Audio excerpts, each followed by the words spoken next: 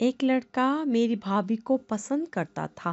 اس نے میری بھابھی سے شادی کرنے کے لیے میرے بھائی کو مارنا چاہا۔ پھر بھائی کو جب پتا چلا تو میرے بھائی کو بہت غصہ آیا، لیکن اگلے دن میری بھابھی نے میرے بھائی سے کچھ ایسا کہا کہ میرے بھائی چپ ہو گئے اور میری بھابھی کو اس لڑکے کے ساتھ بھیج دیا، اور اس لڑکے کی میری بھابھی کے ساتھ۔ عاصم بھائی مجھ سے 2 برس بڑے تھے۔ یوں تو وہ میری ہر بات مانتے، لیکن جب ہینا ہمارے گھر کھیلنے آتی تو وہ اس کی طرفداری میں مجھ سے لڑ پڑتے۔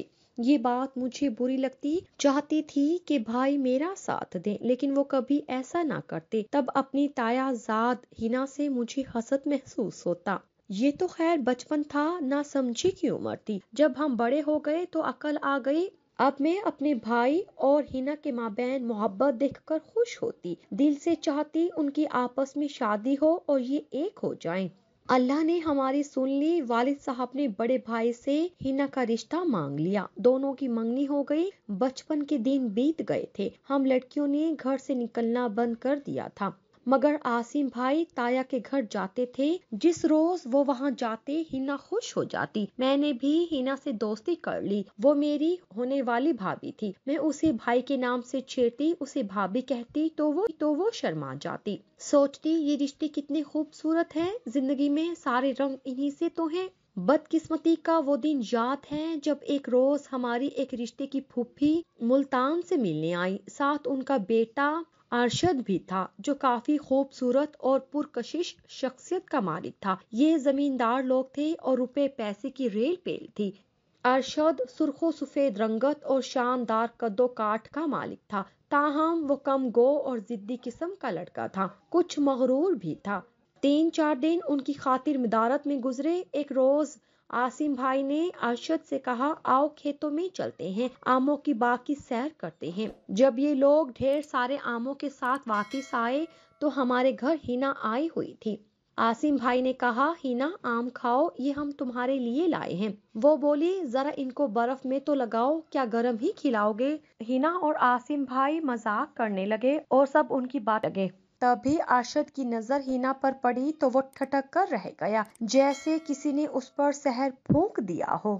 جب ہینا چلی گئی تو اس نے ماں سے کہا، میں نے آج لڑکی پسند کر لی ہے، میری شادی ہینا سے کروا دیں۔ بات یہ تھی کہ پھوپھو کافی دنوں سے ارشد کے لیے لڑکی ڈھونڈ رہی تھی۔ جو لڑکی انہیں بھاتی وہ ان کے بیٹے کو پسند نہ آتی۔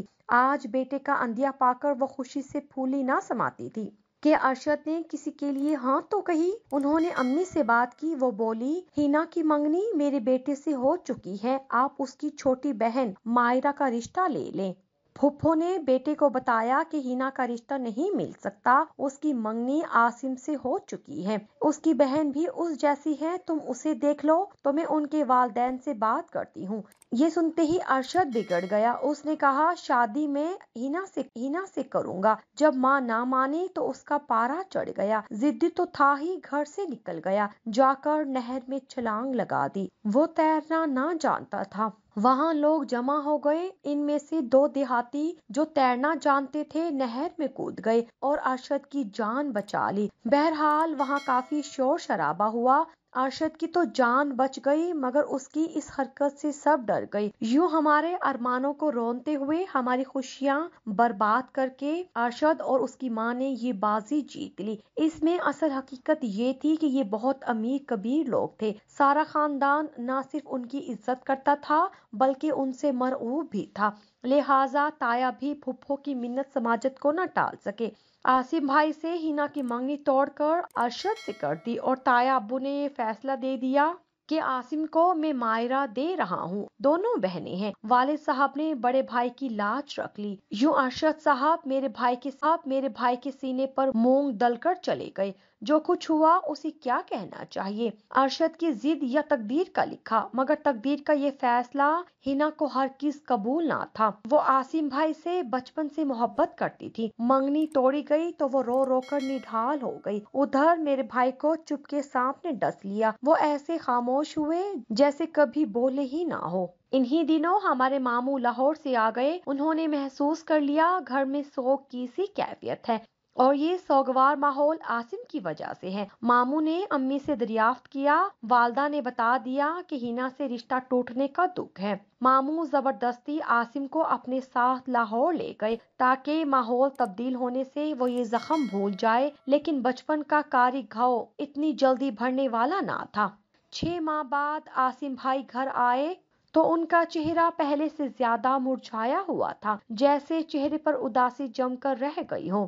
سبھی کو اجنبی نظروں سے تکتے تھے۔ مجھے دکھ ہوا، بس نہ چلتا تھا ورنہ ان کے دل کو کسی گلاب کی طرح کھلا دیتی۔ عاصم بھائی نے اب تایا کے گھر جانا بالکل بند کر دیا تھا اور نہ ہی ہینا ہمارے گھر آتی تھی۔ 6 ماہ بعد تایا کے گھر ڈھولک بجنے لگی۔ ان کے اور ہمارے مکان کے درمیان بس ایک دیوار حائل تھی۔ ستم یہ کہ وہ لوگ ہینا کو بہانے آئے تو ہمارے گھر ٹھہرے، یعنی لٹیرے ہماری چھت تلے آ بیٹھے، اور چھت تلے آئے مہمانوں کو کون نکالتا ہے۔ سینے پر پتھر رکھ کر ہم نے ان کی خاطر مدارت کی۔ یوں وہ ہماری ہینا کو ڈولی میں بٹھا کر لے گئے۔ ہینا ان کی ہو گئی اور ہم منہ تکتے رہ گئے۔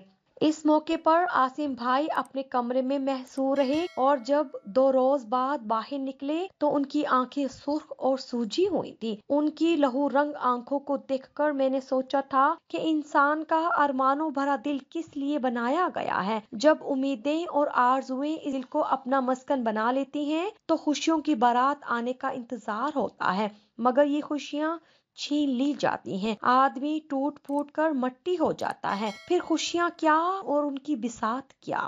اصل طاقت تو دولت کی ہے۔ نہ حق کہتے ہیں دولت کچھ نہیں، یہ آنی جانی شے ہے، لیکن جس کے پاس ہو وہ بادشاہ ہوتا ہے، جو چاہے کر گزرے، جو چاہے حاصل کر لے۔ میرے تایا نے دولت کے انبار دیکھ کر ہی رشتہ توڑا اور عاشت کی خوشیاں پوری کی، مگر اپنی بیٹی کے ارمانوں کا خیال نہ کیا کہ اس کے دل پر کیا قیامت گزر جائے گی۔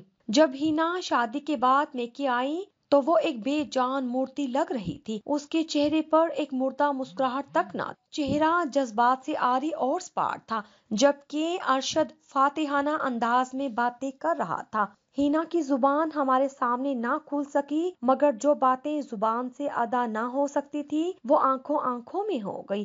ہمیں پتہ چل گیا کہ ہینا کا کیا حال ہے اور اس پر کیسی قیامت گزر رہی ہے۔ ذرا موقع ملا تو میں نے اس سے کہا کہ تمہیں بچپن کی محبت کا واسطہ، اب ماضی کی ہر بات بھلا دینا اور اپنی زندگی کو نئے سرے سے شروع کرنا، اسی میں ہم سب کی عزت ہے۔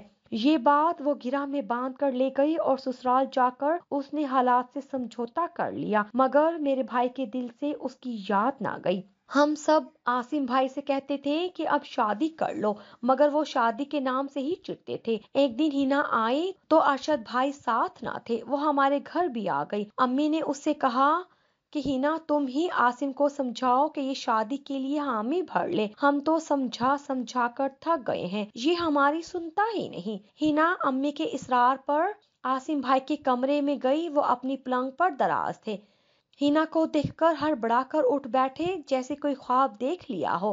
ہینا نے ہاتھ جوڑ کر میرے دل کی سکون کی خاطر تم مائرہ سے شادی کر لو، ورنہ میں عمر بھر بے چین رہوں گی۔ جب تک تم میری بہن سے شادی نہ کر لو گے، قسم کھاتی ہوں نئے کپڑے نہ پہنوں گی اور نہ کھانا کھاؤں گی، یہاں تک کہ لاغر ہوتے ہوتے مر جاؤں گی۔ واقعی ہینا نے ایسا ہی کیا، وہ چند لقمے پورے دن میں کھاتی، یہاں تک کہ بیمار پڑ گئی۔ جب عاصم کو پتہ چلا تو اس نے والدہ سے کہا میری مائرہ سے شادی کرا دیں تاکہ ہینا کو سکون مل جائے۔ یوں مائرہ ہماری بھابھی بن کر آ گئی۔ شادی کے 1 سال بعد عاصم بھائی ایک بچی کے باپ بن گئے، مگر ہینا کے ہاں اولاد نہ ہوئی تو عاصم بھائی نے مائرہ سے کہا اپنی بچی ہینا کی گود میں ڈال دو، اللہ ہمیں اور بچوں سے نواز دے گا، تمہاری بہن کو ہماری بچی گود لینے کی وجہ سے نئی زندگی مل جائے گی۔ مائرہ ہینا کا دکھ جانتی تھی، اس نے اپنی بچی اسے دے دی۔ بچی ملنے پر ہینا کو واقعی نئی زندگی مل گئی، وہ خوش رہنے لگی۔ کوئی اعتراض نہ کیا کیونکہ ہر صورت وہ ہینا کو خوش دیکھنا چاہتا تھا۔ اس کے بعد عاصم بھائی اور مائرہ کو اللہ تعالیٰ نے 2 بیٹے اور 2 بیٹیاں عطا کی، وہ خوش ہو گئے۔ پرانے گھاؤ بھرتے نہیں تو وقت کی دھول ان پر ضرور پڑ جاتی ہے اور وہ مدھم ہو کر کسی کو نظر نہیں آتی۔ ہینا اور ارشد بھی گڑیا کو گود میں لینے کے 2 سال بعد صاحب اولاد ہو گئے۔ ارشد بھائی کہتے تھے یہ سب گڑیا کی برکت ہے، ہم نے اسے گود لیا تو ہم بھی بامراد ہو گئے، ہمارے لیے یہ بہت بخت والی ہے۔ ہینا نے صاحب اولاد ہونے کے بعد بھی گڑیا کو مائرہ کو واپس نہ کیا، وہ اسے دل و جان سے چاہتی تھی، کہتی تھی پہلے تو یہی خوشی بن کر میرے گھر آئی تھی، اسی کو گود میں لینے پر اللہ نے مجھے خوشی کا منہ دکھایا، اسے کیسے خود سے دور کر دوں۔ گڑیا بھی ہینا کو اپنی ماں سمجھتی تھی۔ وقت گزرتا گیا، ہینا اور مائرہ دونوں کے بچے بڑے ہو گئے۔ انہی دنوں کسی وجہ سے عاصم بھائی کی ملازمت جاتی رہی اور وہ مالی لحاظ سے پریشان رہنے لگے۔ ہینا کو علم ہوا تو اس نے اپنے شوہر سے کہا کہ میری بہن اور اس کے بچے تنگ دستی کا شکار ہیں، آپ ان کی کچھ مدد کر دیں۔ ارشد نے بیوی کے کہنے پر عاصم اور مائرہ کو اپنے گھر مدعو کیا اور عاصم بھائی کو اپنے کاروبار میں شریک ہونے کی دعوت دی۔ انہوں نے کہا مجھے سرمایہ نہیں، ایک محنت کرنے والا ساتھی درکار ہے جس پر بھروسہ کر سکوں، اگر آپ میرے کاروبار میں یہ ذمہ داری سنبھال سکیں تو بہت اچھا رہے گا۔ کچھ پس و پیش کے بعد اور بیوی کے دباؤ پر میرے بھائی نے حامی بھر لی۔ ارشد بھائی کے اپنے بنگلے کے ساتھ ان کا دوسرا بنگلہ خالی پڑا تھا۔ ہینا نے مائرہ اور عاصم کو مجبور کیا کہ وہ اس بنگلے میں رہائش پذیر ہو جائیں۔ مائرہ گڑیا سے نزدیک رہنا چاہتی تھی، اسی کے اصرار پر عاصم بھائی وہاں شفٹ ہو گئے۔ یوں دونوں بہنوں کو قریب رہنے کا موقع ملا اور بچے بھی دونوں مل گئے۔ گڑیا اب اپنے حقیقی والدین کی نظروں کے سامنے رہنے لگی۔ عاصم ہینا اور اس کے بچوں کا خیال رکھتے، اپنے بچوں کو روز شام کو پڑھنے بٹھاتے تو ہینا کے بچوں کو بھی ساتھ پڑھاتے اور ان کے گھر کے اکثر کام سر انجام دینے میں خوشی محسوس کرتے۔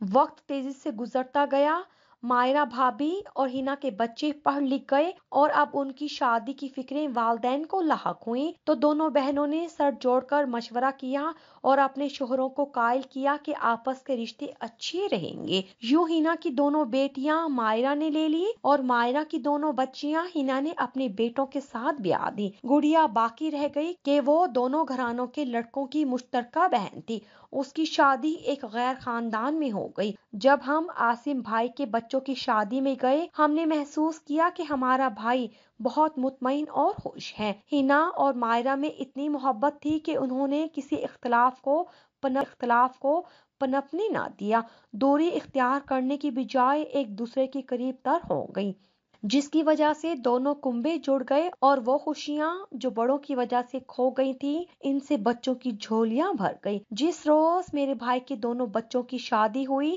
اس روز میں نے عاصم بھائی کے چہرے پر وہ خوشی دیکھی تھی جو پہلے کبھی نہیں دیکھی تھی۔ ایسی ہی خوشی میں نے ہینا کے چہرے پر بھی دیکھی، وہ بھی عاصم بھائی کے لڑکوں سے اپنی بیٹیوں کی شادی کر کے بہت خوش تھی۔ لگتا تھا جو بندھن برسوں پہلے ٹوٹا تھا وہ پھر سے جڑ گیا ہے، اور یہ وہ دلوں کا بندھن تھا جو ارشد کی وجہ سے ٹوٹا تھا مگر ان کے بچوں کی وجہ سے پھر سے جڑ گیا تھا۔ سچ ہے تقدیر بڑا کام کرتی ہے، اگر ہم قسمت کے لکھے کو مٹا نہیں سکتے تو بہتر ہے کہ اس پر شاکر ہو جائیں اور اسے تقدیر کا لکھا سمجھ کر قبول کر لیں، کیونکہ قسمت کی وجہ سے اگر ہماری کوئی خوشی پوری نہیں ہو سکتی، اللہ اس کی جگہ کوئی اور خوشی انعام کر دیتا ہے، اور یہ انعام اس پچھلی خوشی سے بڑھ کر ہوتا ہے۔ دراصل اللہ کے ہر کام میں مصلحت ہوتی ہے جسے ہم نہیں جانتے مگر ہم